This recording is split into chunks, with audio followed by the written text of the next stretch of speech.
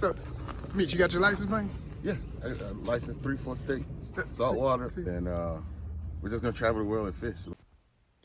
You are now watching the ONYXCON Foundation's The Outdoor Experience Worldwide.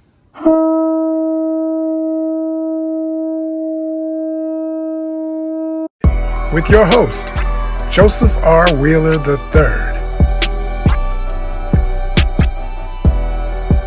ONYXCON was born in Atlanta, Georgia, 2009. In 2020, we created the ONYXCON Fishing Tournament to get people outdoors and involved in the wonderful art of angling.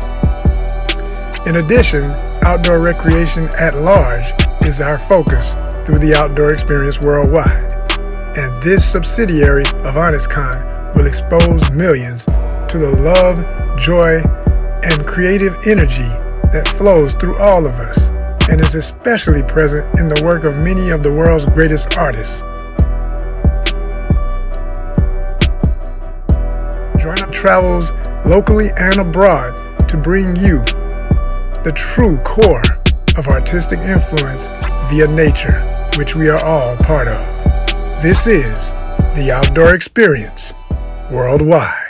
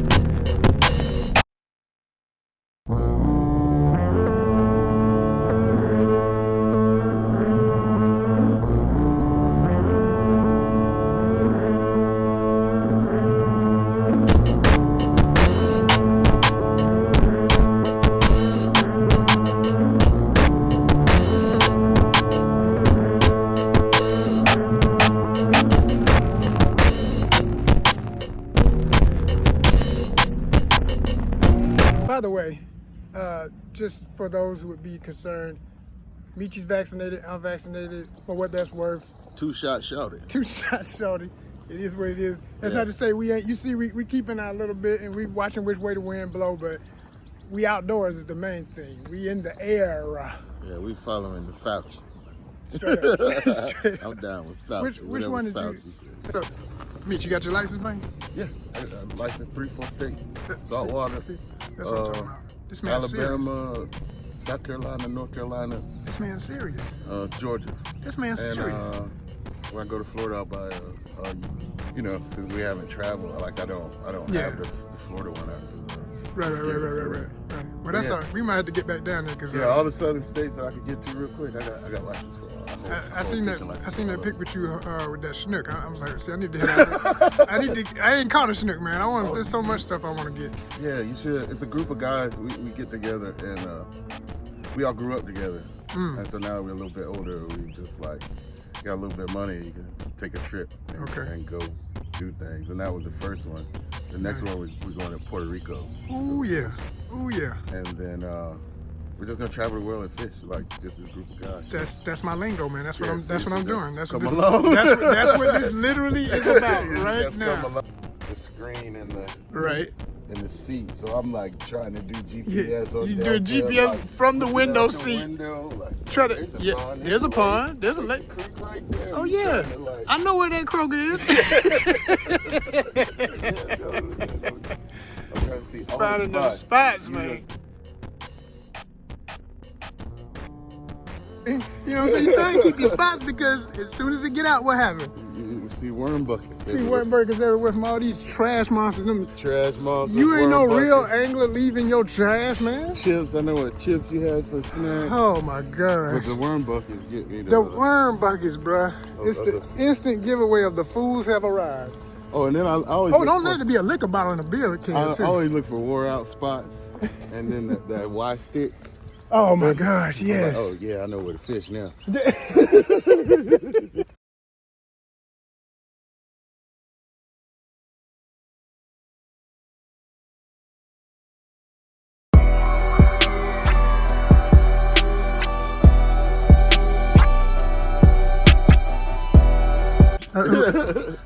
Exactly. Exactly. Oh, what's it? Yeah, man. It's nice. Right? Super nice. Right, right.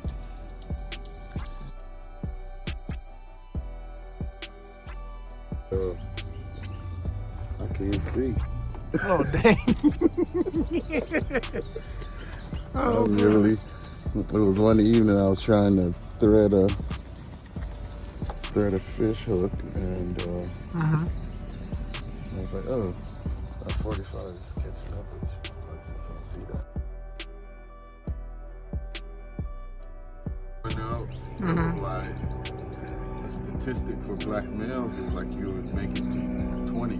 all of that mess, right? Yeah, Right. like that was your life expectancy. Was 21 years old. So now I'm like 40, in my 40s. I'm like, I've exceeded, Right. the whole expectation. Oh yeah, You know what I and mean? Ben exceeded it, and it's like, and it's just an example of how you live.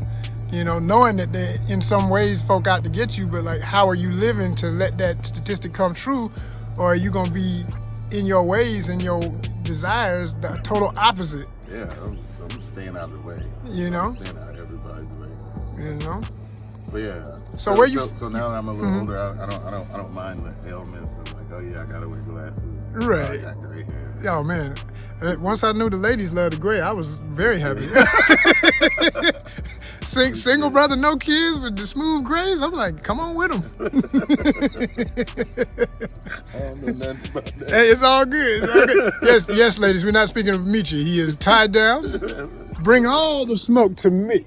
Thank you. The good smoke. Not I don't know these slang words nowadays. That can mean something else. You stupid.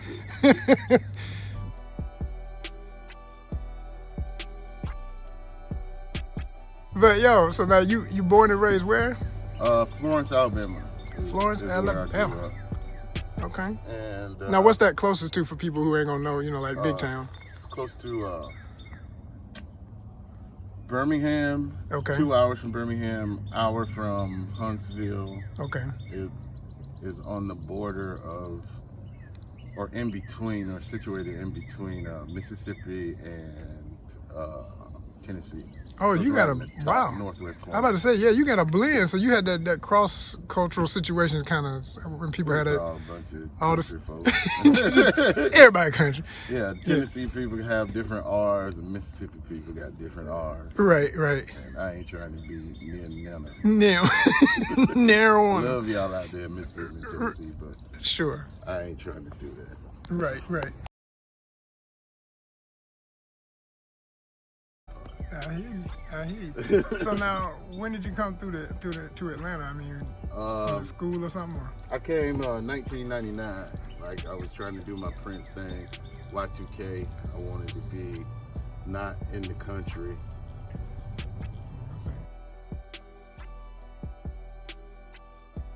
I know you brought some stuff. I want to try one because even though I have my stigma about fly. Yeah. We're gonna get into all that, but we can get to it now. I'm saying for me, when I never had so much against it until I started noticing it's this elitism amongst folk who do it, and it becomes this other thing that, let's just be real, wealthy white folk tend to act like this is our angling. And if you know how to do it, you've learned the greatest level of angling there can be. And I'm like, hold up, y'all. Hold up, Shawty. First of all, the first hook ever made was in ancient Kemet. That's the basic paragraph you can find all over the web. You know what I'm saying? So ancient Africans created this to begin with, first and foremost. Second of all, come on, it is what it is. First peoples, but we one big family. Why can't y'all just stop trying to always separate yourself into some little pocket and just let fishing be fishing? You know what I'm saying? Like, well, that was my whole question. Okay. Like that was why I picked up the fly rod because. Well, the first thing was that I had an opportunity to go do a camping trip. So 2 weeks out in the Eastern Sierras, and so it's Mammoth Lakes out there. Where is that exactly? I'm not. California. Oh, gotcha. So it's Bishop River, Mammoth Lakes, Mount Whitney. Okay. All of that. So I had like an artist residency, which was a roaming camping artist residency. So I had an opportunity to go do that. And so I wrote my proposal to the residency that I was gonna teach myself to fly fish, tie flies out of dreadlocks, cotton, and burlap. Wow. You used your own hair? Yeah, yeah. Oh, wow. And do this. And they went for it. So for me, it was like, oh, I got a free fishing Now, what trip. year was that? 2017. Gotcha. Because I knew you, I didn't know if you had always been into the fly. I started seeing you do it, yeah. So from that, I purchased the fly rod, taught myself, I was starting to tie flies on this residency in the desert, in the high Sierras, so I could go fish this Mammoth Lakes, which was, Mammoth Lake is a famous lake, Bishop River, which becomes the LA aqueduct, but it starts way up in the Sierras, way up in the high plains Sierras, right? So I wanted to do all that. Okay. And I got a free trip, and I called it Black and Wilderness. Dope. And so I did all this stuff about the outdoors and plotted myself on a map and drew all these things, because that's what a lot of my work is about. But once the pandemic happened, speak to that real quick. I got you. I'm putting it in your notes. I got your bookmark. We're gonna go back to pandemic, but me knowing, having been to one of your shows, seeing one of your exhibitions of your installation work, which is what I would call it. You tell me. Yeah. But like, that's what I think of first when I think of Michi. But then I've also seen you team up with folks and do like murals, graffiti style. So I'm just, man, Michi's doing all kind of stuff, because like everything looks so different, and that's what I love about the variety of what you do. So break it down, all of the stuff your different mediums. Well, for the mediums, I'm just trying to get in where I fit in. Like, I'm honestly trying to like not be limited. Like, that's something that my mom taught me, you know what I mean? So like to not be limited what it is that I could do with my talent or whatever. So that was one thing. So that's why I'm just all over with the mediums. But now the body of work is about me sort of exploring wilderness spaces from a Black male perspective, and what it means to absolutely insert yourself into these wild spaces and exist, you know what I mean? So because we don't see a lot of Black bodies out in wild spaces, and then especially when you go to true wilderness, like little nature trails here in town, just outside of town. Stone Mountain in Atlanta, yeah. But Sweetwater Creek. Yeah. What happens when you park at Sweetwater Creek and then take that 2-mile hike in or 3-mile hike in to the wilderness space, and it turns dark and you put up the tent and you are there. You in it for real, so, for real, yeah. So then you get this feeling of this isolation, of this aloneness, and what it means to navigate that space, especially in dark. And then plus with all the fears and traumas that Black people have about wild spaces or being in these spaces. And I think that's where the separation began, the fact that we're just, if you think historically about Africans brought through the transatlantic, particularly, not to even get into our presence prior to, came before Columbus, Ivan Van Sertima, shout it out. You feel, what I'm saying? But just to get into just the whole transatlantic element, and your spirit is being broken, your cultures are being broken. See, I'm big about saying that. That's my new phrase, for the cultures. Because I think when we get into this mono state of mind, we forget how diverse we are. We as individuals, we start pretending that we are one thing, that everything everybody else does, I do because we said we Black. No. Yeah, I ain't with everything somebody might do. I'm with what I do.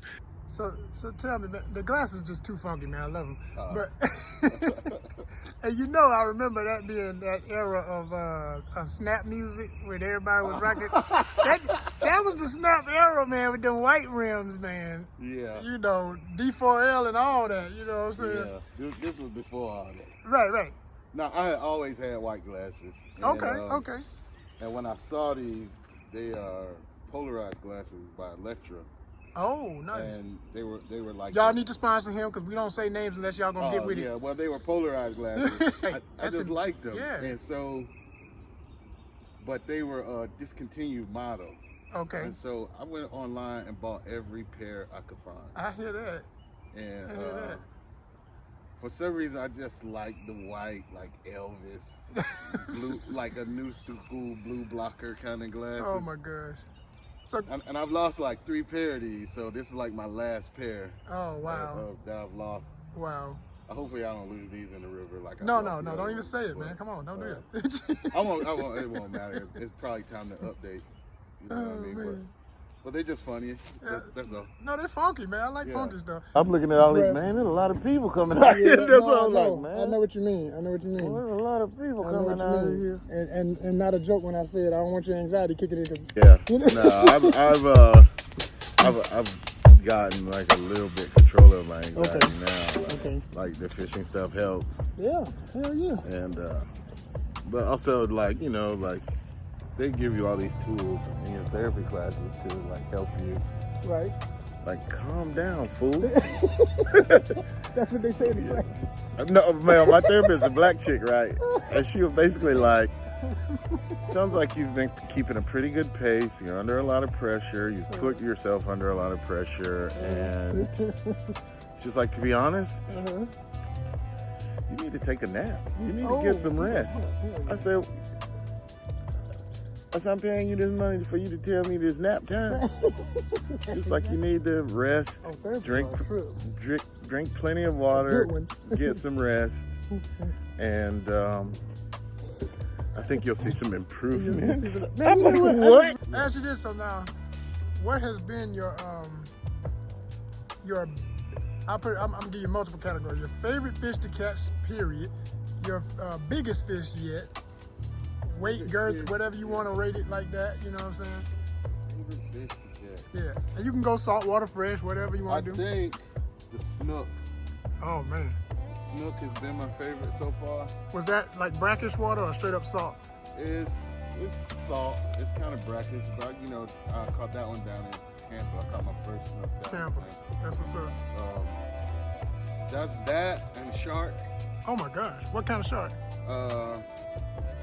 What was it, little black tips or something? Nice. Just like little Yeah. shark. So that's been a fun one. Wow. Biggest is the shark. Biggest bass is like right at 8 or 9. Caught that in South Fulton. I've caught a lot of big bass around that. I'm never breaking the 10 mark. It's coming. Got close to it. It's coming. Got close to it and on it. Yeah. But I never did the 10 pounder out. 8, 9 pounds. It's like 1 pound. Right. If I catch it, I catch it. You know. Sure I'm not freaking out about that no more. So that's why I started fly fishing too. It's like, what can I catch some smaller species? Okay. And sometimes, man, catching a shell cracker on a fly is like catching a shark. I bet. And you can't replace the laughter Right. in catching like a bluegill or a big bluegill or shell cracker on a fly rod. Like, you just can't replace the laughter.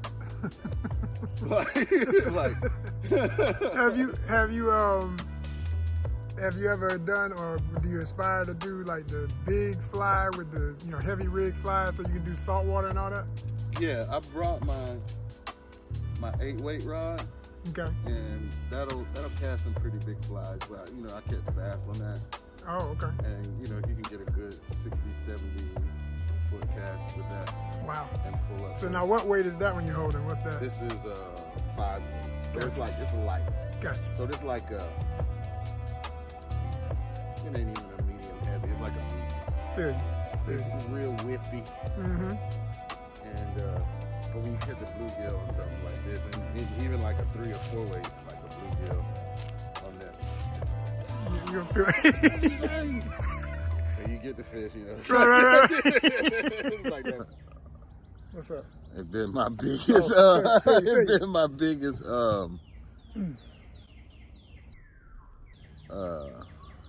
Yeah. Thing. Yeah. And ladies throw you all away. It's been my biggest thing, and that and finding the time, because it's like my career is doing the thing right now. It's doing a real thing. It's good. It's well, really congratulations, good. man. Yeah, and so speak on it a little bit, like so not like that. Yeah, okay, it's good. Like when it happened, it's NDA. It's non-disclosure. I got. Yeah, we got a couple. I can relate to that all day. We got a couple of months before we make the bigger announcement. So. Wonderful. Congratulations. So it's that. It's just that. Like I just I lost my passport, and then I've just been lazy about getting it. And then I got the birth certificate, lost well, that. You know, we trying to raise the funds anyway, and that's why I always mention it in these interviews. Why did you choose Brazil? Well, because first it was going to be Colombia. It's ironic with what's going on now. SOS Colombia. But basically, you know, I ran into a time, but man, my dreams for Brazil is just pretty much anything, because there's so many exotic fish. But I love the tucunaré, peacock bass. You can go down to Florida and get that. But not like these. Not like where they come from, brother. I know. Oh my. Ain't nothing I ever seen come out of Florida is almost as long as this table and dang near as wide. Nah. That's what's in Brazil. Yeah. So, and that's where they from. So I want to go to the home spot. And I mean, and it would mean more to me too, because since I was a kid, I've been fascinated with the Amazon. And we were just trying to raise the money. So if you're in earshot of this and you love this content that we're bringing you. That'll actually be amazing. Yeah, and we got a celebrity friend, everybody's a star, but my man Rick Worthy from The Magicians has said if his schedule is ready and everything else works out, he's there. So come on, bro. That's amazing. Yes, sir. So people are on board and ready to go. We just got to get that money, but we are a nonprofit 501c3. Back to this. So, okay. Tell me I don't think I ever asked, when did you start fishing? Like, was it all your life as a kid in the country, like we say? Well, this is a funny story, because I just talked to my dad 3 nights ago, and he was like, your mom marked you for fishing. I was like, what do you mean? He goes like, yeah, it was your mama who put that on. And I was like, what you talking about, Dad? He was like, well, when she was pregnant with you, to relax, she would go fishing. Her and her classmates would go fishing. Oh man, yeah. And that's what she did the whole time she was pregnant with me. That's awesome. So that became so now I'm trying to process this, because I always had given all that recognition to my uncles. Oh, okay. Okay. To my uncles and neighbors. So your father wasn't really in it? No, he was more of a scientist, more of a politician type. He wasn't like an outdoorsy type, but... What was mom's name? Dolores. No, I'm saying, what was her thing? Oh. They're both educators. Gotcha. Yeah, they're both educators, but she was the more creative one. My dad was more brainy, scientific one. But he's more... Look at that dragon. Did you see that dragonfly? Yeah. Oh my God. He's more... that was beautiful. He's loopy up there. So all these things come from my mom, I think, and my dad's brothers, they were all outdoorsmen. My mom's brothers, they were all fishermen. So much so, like when my Uncle Bill died, on his, how they have the program for you when you're dead, you're laying in the box, the program, and on the program is my Uncle Bill in between 2 sailfish. Fishing is like bragging rights, in my family, and even when my Uncle Bill died, my Uncle Chuck was just like, y'all boys come up here and bring your rods. That was yeah, we're gonna cry a little bit, but we're gonna go fish. But we're gonna fish for him. That's right. Yeah, and so we place family bets and who can grow the best garden. Family bets is who can catch the biggest fish, and that kind of stuff. And I mean, and still to this day, I just feel like it's sort of a family sort of rite of passage kind of thing. But then also I think that there's some sort of cultural retention there too, from the Africanness of being coastal people. And we're in. Michi has dropped the fly. Oh, hell yeah, he whipping, y'all. He whipping. Uh-oh. Yeah, the trees are unforgiving around here, I can tell you that. from much experience. Well, I said, let's go throw them in some trees. Oh. You gotta retie. Oh. Have you done the gene test by chance? I did do it. Or where, did you go through African ancestry? No, I went through. I got it as a gift. Okay, gotcha. And it was. Yeah, I did African ancestry. You know, they give you the specific.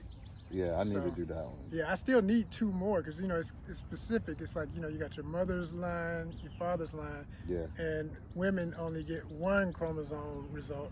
Men can get both. You can get your mom and your father through your chromosome. Yeah, you get the Y and the X. But I'm interested to see further how much further it goes. Oh man, it's fascinating. And then it's Toto bean, and it was like a bunch of different things, African things, and then it was just like. And you know the other thing to relate to our love for fishing? Well, call me sir. Oh man, let me go home and get a tarpon and mess around and break the record. I'm gonna be done. Or just to be on that water. Just to be on the water. I mean, straight up, of course. But you know, and I'll just say it out loud. You know, I would love to say, yeah, and there's even bigger one. Look at this. You know what I'm saying? And have a clean release in the water with it, like. Hell, I jump off the boat and swim with it. I think that's the allure, is that you throw something in water not knowing what you get back. That's why I do multi-species. And especially in the ocean, you know, like you can throw something down and you can guess how it feels. Right. Sometimes But then when it comes up, you don't know. Right. And you might catch that world record fish, you know. Like,